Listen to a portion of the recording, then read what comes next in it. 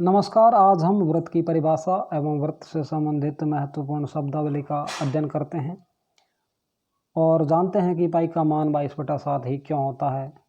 तो शुरू करते हैं आज का ये वीडियो। व्रत की परिभाषा: किसी एक निश्चित बिंदु से समान दूरी पर स्थित बिंदुओं का बिंदु पथ व्रत कहलाता है। यह निश्चित बिंदु व्रत का केंद्र कहलाता है। चित्रानुसार निश्चित बिंदु O से समान दूरी पर स्थित बिंदुओं का बिंदु पथ व्रत कहलाता है।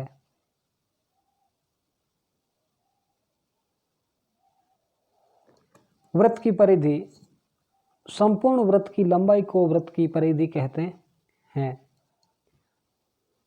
व्रत की त्रिज्या: व्रत के केंद्र और परिधि के बीच की दूरी व्रत की त्रिज्या कहलाती है। त्रिज्या जो है व्यास की आधी होती है। व्रत का व्यास: वह रेखाखंड जिसके अंत बिंदु व्रत की परिधि पर स्थित होते हैं और जो केंद्र से होकर गुजरता है। जैसे ये रेखाखंड AB, दोनों बिंदु व्रत की परिधि पर स्थित है और यह रेखाखंड जो है व्रत के केंद्र से होकर गुजरता है, तो यह व्रत का व्यास कहलाता है। व्यास त्रिज्या का दुगना होता है, या यूं कहें कि त्रिज्या जो है व्यास की आधी होती है। किसी व्रत का व्यास उस व्रत को 2 बराबर भागों में बांटता है। प्रत्येक भाग को जो है अर्धवृत्त कहते हैं। किसी व्रत में जो है अनंत त्रिज्याएं खींची जा सकती हैं। किसी व्रत में अनंत त्रिज्याएं खींची जा सकती है। व्रत की जीवा: वह रेखाखंड जो व्रत की परिधि पर स्थित किन्हीं 2 बिंदुओं को मिलाने पर बनता हो।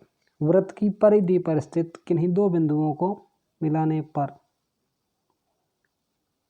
जैसे एक बिंदु है व्रत की परिधि पर A और दूसरा है B, इन दोनों को मिलाने पर यह रेखाखंड जो है व्रत की जीवा कहलाता है।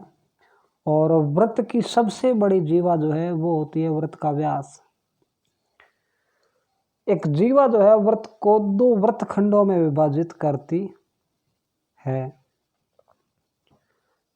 स्पर्श रेखा: व्रत के समतलीय रेखा जो एक बिंदु पर व्रत को स्पर्श करती है। स्पर्श रेखा। छेदन रेखा या छेदिका: एक विस्तारित जीवा जो व्रत के समतलीय होती है तथा व्रत को 2 बिंदुओं पर प्रतिच्छेद करती है। छेदिका या छेदन रेखा कहलाती है। व्रत की परिधि: व्रत की परिधि जो है पाई को अगर व्यास से गुणा किया जाए तो हमें व्रत की परिधि प्राप्त होती है। या व्रत की परिधि ज्ञात करने का फॉर्मूला है, सूत्र है 2πr, जहां r जो है वो व्रत की त्रिज्या है। यदि किसी व्रत का व्यास अगर 1 मीटर हो तो उस व्रत की परिधि जो है वो पाई के बराबर होगी।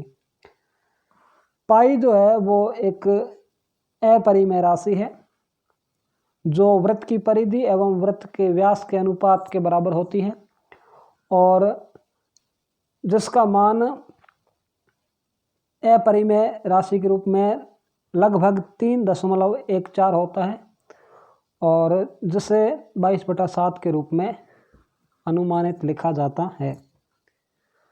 व्रत का क्षेत्रफल: व्रत द्वारा घेरा गया कुल क्षेत्र ज्ञात करने का सूत्र है πr², यानी कि त्रिज्या के वर्ग को अगर पाई से गुणा कर दिया जाए तो हमें उस व्रत का क्षेत्रफल प्राप्त हो जाएगा। व्रत का चाप: व्रत की परिधि का कोई भी भाग, व्रत की परिधि का कोई भाग जो है व्रत का चाप कहलाता है। चित्रानुसार यहाँ जो ये परिधि का लाल क्षेत्र है वह व्रत का चाप कहलाता है। त्रिज्य खंड: किन्हीं 2 त्रिज्याओं के बीच एक चाप से घिरा क्षेत्र त्रिज्य खंड कहलाता है। जैसे ये 2 त्रिज्याओं के बीच में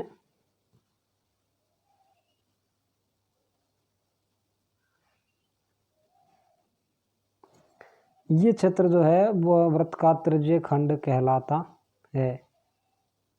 दो त्रिज्याओं के मध्य चाप से घिरा हुआ क्षेत्र वृत्त का त्रिज्यीय खंड कहलाता है। वृत्तखंड केंद्र रहित एक क्षेत्र जो वृत्त की एक जीवा और एक चाप से घिरा होता है। वृत्तखंड एक जीवा के द्वारा और एक चाप के द्वारा घिरा गया क्षेत्र वृत्तखंड कहलाता है। अर्धवृत्त वृत्त के व्यास तथा व्यास के अंत बिंदुओं से बने चाप के मध्य का क्षेत्र अर्धवृत्त कहलाता है।